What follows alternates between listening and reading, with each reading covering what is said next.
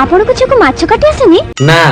आसेनी हेले तुमको आसे जम्मा आसुनथो मिछ खाली पवन पवन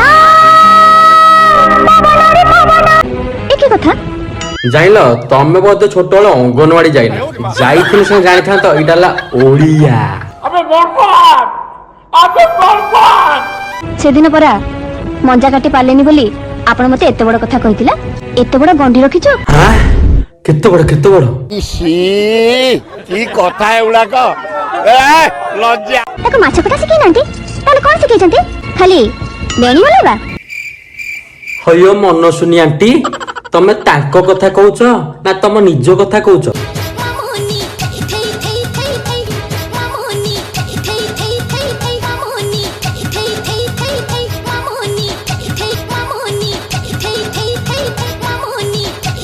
बाळ ना